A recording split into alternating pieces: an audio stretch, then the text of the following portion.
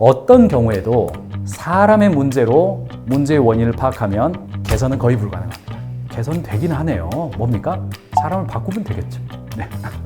저 사람이 문제야. 그러면 그 사람 바꾸면 돼요. 바꾸면 됩니다. 그러나 조직 내에서 방어적인 직원들이 늘어나는 이유는요, 이른바 사일로 현상이죠. 제가 엊그제 이 사일로 현상에 대해서 이것을 뒤집어서 조직 내의 커뮤니케이션, 무커뮤니케이션의 커뮤니케이션을 강조하는 토스 이야기 말씀을 드렸습니다. 그러나 일반적으로 조직 행동론에서 사일로다. 그러면 무슨 말입니까? 단단한 벽을 두르고 남들이 곡식에 접근하지 못하게 하는 창고, 사일로죠. 사일로입니다. 그것처럼 회사 내에서 다른 팀 혹은 동료와 벽을 세워서 나의 이익만 추구하는 현상, 이것을 사일로 현상이라고 그러죠. 서로 협력 관계임에도 불구하고 협력하지 않고 공동의 목표보다는 개인의 손해나 이익을 먼저 생각하는 것, 이게 부서 이기주의, 개인 이기주의죠. 이거죠. 이게 대기업만 있냐? 그렇지 않습니다. 제가 현장 가가지고요, 스타트업들도 제가 만난단 말입니다. 스타트업 센터라든가 스타트업들 그룹 코칭이라든가 이런 거 가끔 제가 초대받아서 하다 보면요, 스타트업 직원 5명이어도 서로 협력 안 한대요. 직원 3명이어도 서로 싸워가지고 하루 종일 대화도 안 하는 스타트업도 있어요. 자, 통계로도 나오죠. 스타트업 10곳 중 7곳 사일로 현상 존재한다. 자기의 노하우를, 자, 스타트업의 특징상 어떻습니까? 초기에 창업하는 멤버들이야 바로 시작했지만 회사가 커지면 경력직 데리고 온단 말이죠. 쉽게 표현할게요. 삼성 출신 데려오고 LG 출신 데려와요. 두 사람이 일하는 방식이 같습니까? 당연히 다르죠. 그러니까 너는 너대로 나는 나대로 일해요. 회사 내에서 시스템도 없기 때문에 개인의 성향이 그대로 다 드러나죠. 사일로 현상이 있냐? 있다. 70%입니다. 없다는요, 26%였습니다. 부서 간 이기주의, 그것은 바로 서비스 품질 저하로 일어나게 되는 거죠. 게다가 개인주의 문화도 증가했습니다. 사내 개인주의 문화가 증가했느냐라는 질문에 증가했다가 82.5%가 늘었습니다. 조금 선공후사, 아니 우리 김민재 선수 자기가 하고 싶은 플레이가 있지만은 감독의 요청에 따라서 딱 자리를 지키는 거 아니겠습니까? 우리 손흥민 선수 자기가 하고 싶은 플레이가 있지만 감독의 요청에 따라서 그 역할에 충실한 거 아니겠습니까? 그 책임은 누가 져요? 조직 전체가 지는 거죠. 조직 전체가 져요. 그러니까 조직 내에서 개인의 성향이 있기는 하지만 조직 전체를 향해서 좀 맞춰달라, 이쪽으로 좀 와달라, 움직이면 그 해줘야 되는데 아니다. 개인주의 문화가 강해졌다.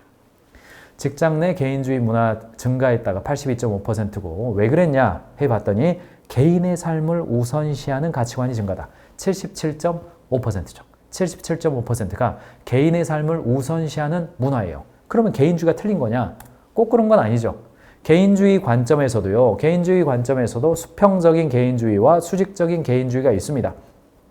그래서 수평적 개인주의를 보면 집단원의 구성원이기보다도 자율적 개인으로 생각하죠. 대등한 관계에서 자율적 활동을 선호해요. 높은 지위보다도 상호 리스펙트, 존중의 성향을 보여요. 이런 개인주의 같은 경우에는요, 회사에 따라서 바람직하게 긍정적인 에너지로 사용될 수 있다는 측면이 있습니다. 반대로 이 개인주의는 사회의 이익보다는 자신의 이익을 우선시한다는데 그게 무슨 문제가 있겠습니까? 개인주의의 반대말이 뭐겠습니까? 집단주의 혹은 더 세면 전체주의가 되는 거죠. 그러나 우리가 지금 회사 생활하면서 직원들과 만나면서 힘들어하는 개인주의는 어떤 성향이에요? 그렇죠. 이기주의죠. 사회, 그러니까 조직 전체의 이익은 생각하지 않고 자기만의 이익을 생각하는 그런 개인주의를 말합니다. 그러니까 우리 직원들 개인주의 성향이 강해요, 이렇게 이야기하시보다는 그것을 문제로 지적할 때는 개인주의라고 하지 마시고 이기주의다. 자기를 절대시화하는 그런 생각이다. 이렇게 보시면 되겠습니다. 연차별로는 좀 더 심하죠. 방어적인 태도를 가진 직원이죠. 연차별로 대응하는 방법 좀 알려드려보죠. 자, 우리나라 연차별로 퇴사하는 요인들이 조금 다릅니다. 신입사원은 연차별 퇴사를 유발하는 악당이 누구냐라는 질문에 신입사원은 상사 잔소리라고 그랬고요. 입사 3, 4년 차는 대인관계 스트레스가 그랬고요. 5, 6년 차는 연봉에 대한 고민하고요. 입사 오래될수록 사내 정체예요. 그럼에도 불구하고 퇴사 못한다. 이런 이야기가 나온 겁니까? 2020년 직장인 인크루트에서 조사했습니다만 양상이 비슷해요. 자, 연차별로요, 퇴직하는 사유들이 좀 있습니다. 퇴직 사유가 좀 있어요. 뭐냐? 자, 신입사원들을 봤더니 근거 자료는 넣어놨고요. 챗GPT에서 제가 가져온 겁니다. 근거 자료, 제가 챗GPT 훈련을 그냥 제 자료를 엄청 집어넣어가지고요. 딱 김경민의 교양본과 컨셉에 맞게끔 요구했더니 요즘 말을 아주 잘 듣습니다.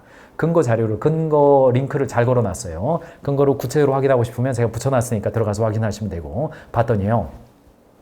PwC 조사를 해봤더니 입사 1년 이내에 퇴사율이 높은 조직은 신입사원과 조직 문화 간의 충돌, 직무 역할과 기대의 불일치, 온보딩 과정의 실패예요.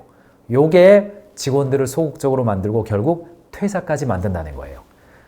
조직 문화와의 부적합, 직무 기대와 불일치, 초기 온보딩 실패. 이 세 가지가 직원들을 이른바 소극적 상황으로 내몬다는 겁니다. 자, 그런데 3년 차 정도까지는 좀 달라집니다.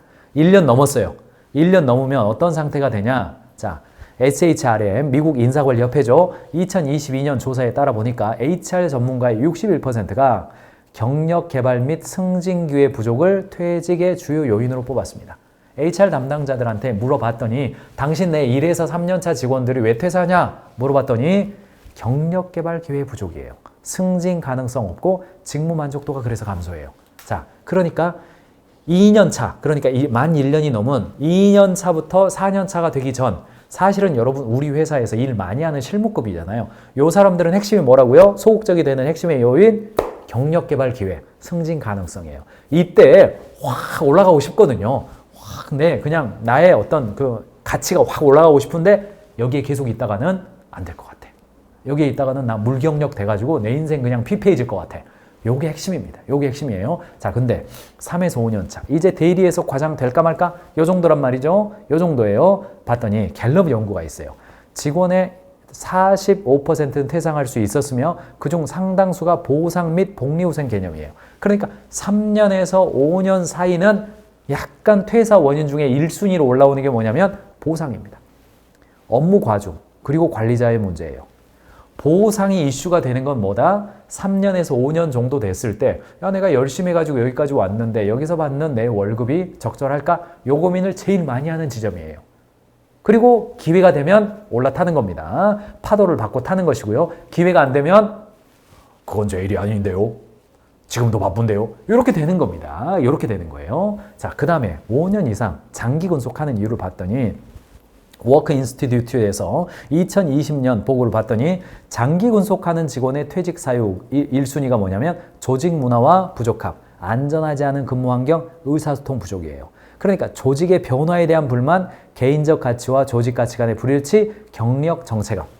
5년 이상 장기 근속하는 사람들은 조직 변화가 안 돼. 이놈의 회사는 이렇게 말해도 안 돼. 내가 지금 과장, 부장 정도 됐는데도 회사가 발전할 것 같지가 않아요.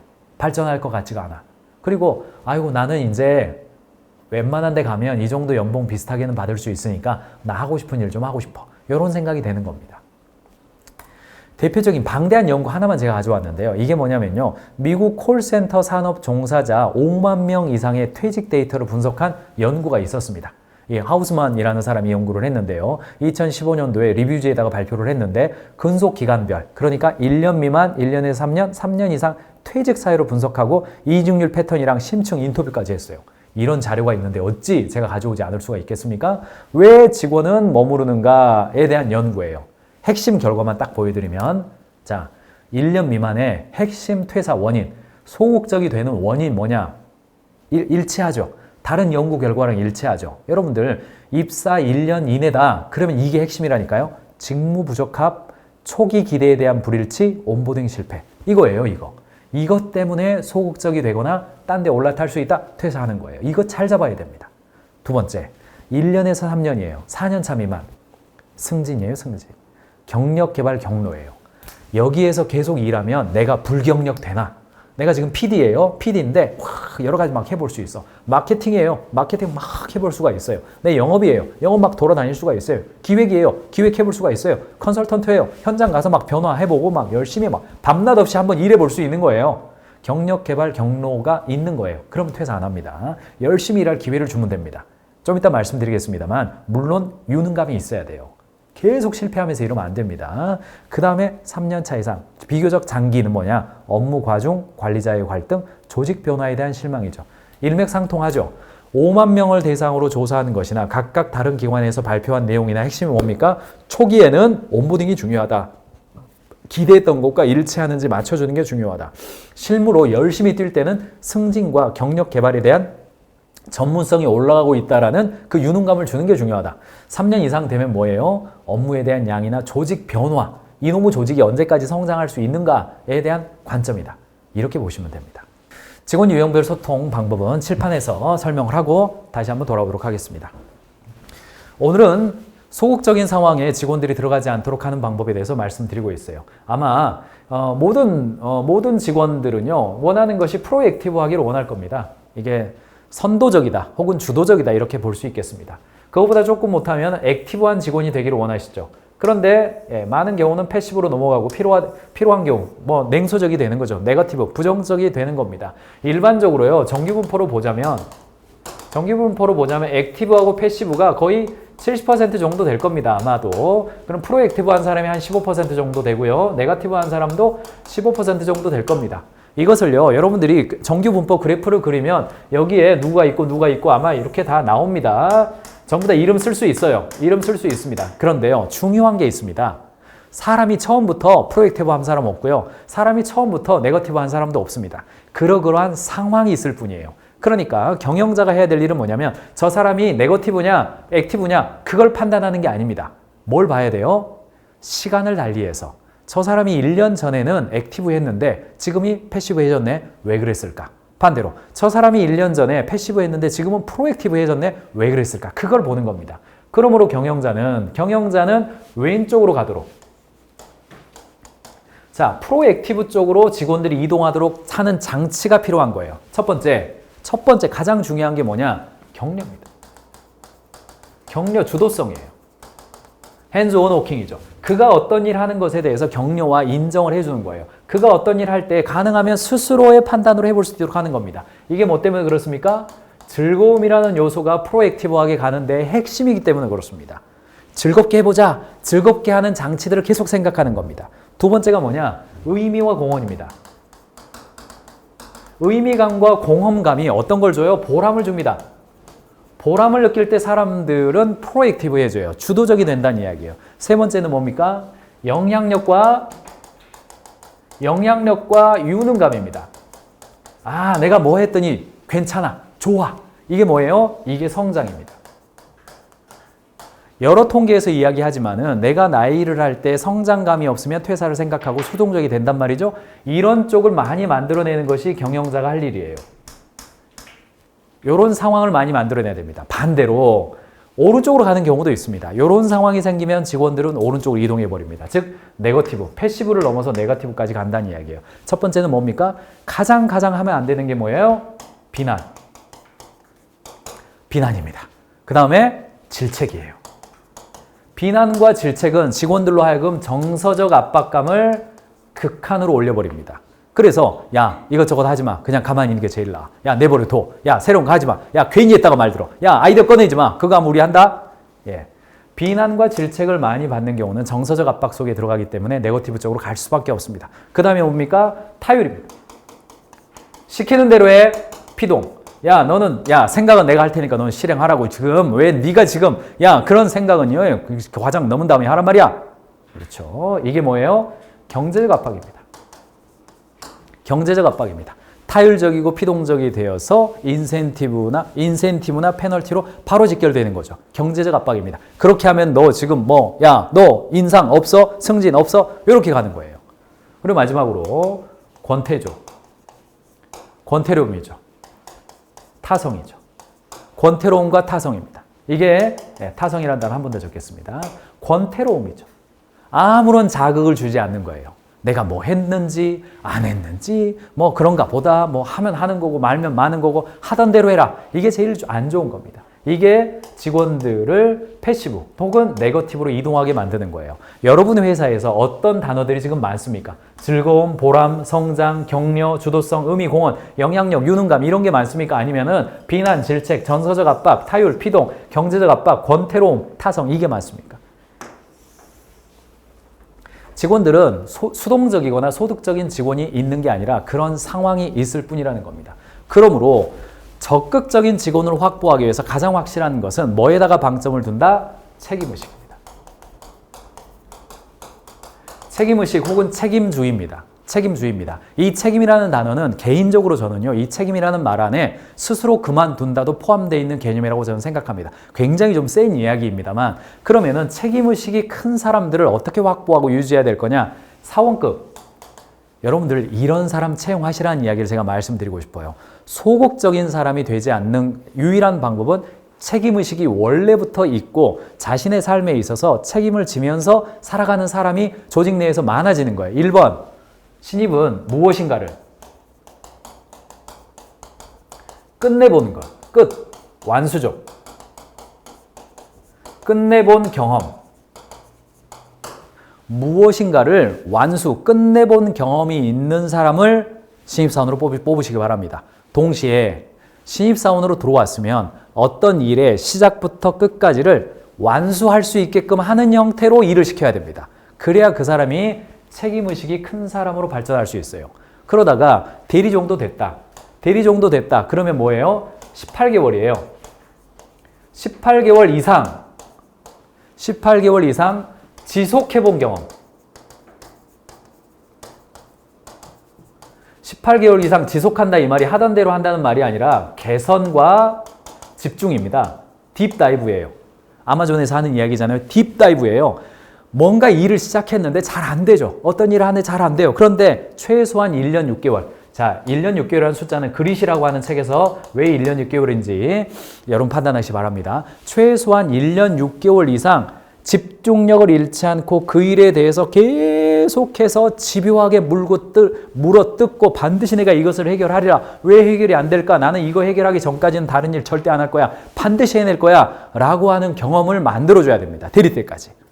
그것을 지속하게 해줘야 돼요. 그래야 이게 뭐예요? 그릿이 생기고 단순한 성취 욕구가 아니라 어떤 일에 대한 집요함을 가질 수 있다는 이야기예요. 과장급은 어떻습니까? 과장급은 핵심은 뭐냐면 갈등 해결입니다. 여러분들 과장 정도가 돼가지고요. 팀원들 갈등 해결이 안 돼가지고 그러면 그 팀 아사리판이 납니다. 그러니까 대리급들에 대해서 저와 여러분들이 포커스를 맞춰야 될 게 뭐냐면 갈등 해결해본 경험이 있게 만들어주는 겁니다. 다른 부서 가가지고 협조하게 만들어보고요. 뭐 이렇게 우리 부서였는데 둘이 싸웠는데 조정하게끔 해주고 뭐 담탈을 하든지 커탈을 하든지 뭐 알아서 해야 돼요. 그거는. 어쨌든 갈등 해보려는 경험이 있도록 조직을 만들어야 돼요. 부장급은 새로운 시장입니다. 새로운 상품, 새로운 채널, 새로운 고객을 만들어 본 경험이 있도록 만들어서 부장을 만들어 놔야 돼요. 그래야 조직 내에서 각각의 부장, 과장, 대리, 그리고 신입급에 맞는 책임의식을 누릴 수 있는, 그러니까 저와 여러분들이 어떤 사람들을 어떤 역할을 맡겼을 때 기술이나 직무 능력을 보면 안 된다고요. 당연히 그게 포함되겠지만 뭐에다 포커스 하시라고요? 사람을 세울 때는 그 사람의 책임의식을 보고 세우셔야 된다는 이야기입니다. 책임감 있게 그 일을 완수해낼 수 있는 사람을 두셔야 된다는 이야기예요. 결과적으로는 두 단어를 여러분들이 떠올리시기 바랍니다. 책임이라는 단어가 responsibility죠. response, 반응하는 거. 그리고 ability죠. 능력이란 단어 아닙니까? 이게 반응이라는 단어고, responsibility, 반응하는 능력이라는 뜻입니다. 바꿔서 말하면 책임의식, 주도성, 뭐 업무에 대한 어떤 삶에 대한 관점, 이런 단어를 포함하죠. responsibility to liberty죠. 무슨 뜻입니까? 내가 어떤 일에 대해서 반응할 수 있는 능력을 가진 사람만 그 일에 대한 리버티를 가질 수 있어요. 즉 자유로움을 가지고 가질 수 있다고요. 반대로 반응할 수 있는 능력이 없어요. 즉 책임의식이 없어요. 내가 하고 있는 일에 대해서 책임 완수해내고 그 일의 결과를 내가 책임지고 잘 안 됐으면 피드백하고 다시 한번 가겠다 그러고 이런 관점이 없어요. 그게 없다. 그러면은 리버티는 없는 겁니다. 시키는 대로 해야 되는 거예요. 시키는 대로. 둘 중에 하나인 거죠. 네가 책임지면서 일하든지 시키는 대로 일하든지 둘 중에 하나 하는 겁니다. 그것이 우리가 업무에 대한 반응력과 업무에 대해서 내가 전문성을 쌓아가고 나의 생산성, 에릭슨이 말한 그 생산성을 통해서 사랑을 실천하는 방향성이라는 겁니다. 그런 관점을 가지고 여러분들이 소극적인 직원들을 어떤 방향으로 키워가야 될지를 판단하고 세워가시면 좋겠습니다. 직원 유형에 대해서 제가 칠판에서 이미 표현을 했습니다만 다시 한번 정리를 해드리면 방어적인 사람, 수동적인 사람, 능동적인 사람, 혹은 주도적인 사람이 있습니다. 간단한 개념과 핵심 관리 전략 말씀드렸으니까 참고하시기 바랍니다. 어떤 경우에도 사람의 문제로 문제의 원인을 파악하면 개선은 거의 불가능합니다. 개선되긴 하네요. 뭡니까? 사람을 바꾸면 되겠죠. 네. 저 사람이 문제야. 그러면 그 사람 바꾸면 돼요. 바꾸면 됩니다. 그러나 상황의 문제로 보셔야 됩니다. 그는 이미 최선을 다하고 있다. 적절한 환경과 상황이 갖추어지지 않았을 뿐이다. 나는 리더로서 적절한 환경과 상황을 제공함으로써 그가 그 이상의 어떤 일을 해낼 수 있도록 가겠다. 이런 겁니다. 이런 겁니다. 그러므로 사람의 자질을 이야기하는 것은 언제나 도움이 안 됩니다. 안 됩니다. 야, 너 영업부 이렇게 지난번에 어디 만나고 오더니 뭐 좀 나는 될 줄 알았는데 메이드가 안 됐다. 그거는 네가 약간 좀 소극적인 것 같아서 그러는데 어떡하냐? 개선 안 됩니다. 개선 안 됩니다. 소극적이다. 차질이죠. 성실하지 않다. 경험이 부족하다. 경우에 따라 어디 출신이니까 뭐 이런 거 있죠. 무시무시한 거. 나이, 성별, 뭐 끝장. 요거는 현행법 위반 소지까지 있어요. 이렇게 하면 개선이 안 되죠. 지난번에 뭐 좀 거기 뭐 이번에 큰 건이 하나 있었는데 나는 메이드가 될 줄 알았는데 갔다 왔는데 메이드가 안 됐대. 왜 그런 거 같아? 그래. 이게 자료를 이렇게 A, B, C 안으로 견적을 좀 나눠서 보내는 것이 우리의 방향성인데 견적 나눌 때 그 가격 차이라든가 조건이 좀 옵션이 어떻게 좀 됐어요? 그래요? 다음에 그거 할 때에는 내 생각에는 견적의 차이가 옵션별로 차이가 크게 안 느껴져가지고 이게 나눠지긴 했지만 상대방 입장에서 선택지가 너무 적었던 것 같은데 내 경험에 의해서는 그런데 우리 김대리 어떻게 생각해요? 그렇지. 김대리도 좀 마음 아팠겠지만은 이번 일이 옳은 실패가 돼야 되니까 다음에 큰 계약을 할 때에는 견적서를 3개로 나누었을 때 옵션이랑 가격에 대해서 조금 더 봐야 될 것 같은데 그렇지. 그러면은 일단 그 회사가 또 요청했다고 전제하고 오늘 나랑 대화를 기반해가지고 요청이 오늘 왔다고 전제하고 한번 작성해 볼래요? 그럼 내가 봐줄게요. 어때요? 자질의 문제로 보는 것이 아니라 상황과 행동의 문제로 봐야 되는 거죠. 예행 연습하면 되는 거 아닙니까? 행동 바뀌면 되는 거예요. 내가 그 사람 바꿀 거 아니면 그 사람과 자질의 문제로 보는 게 아니라 상황과 행동의 문제로 봐야 됩니다. 그래야 개선할 수 있어요.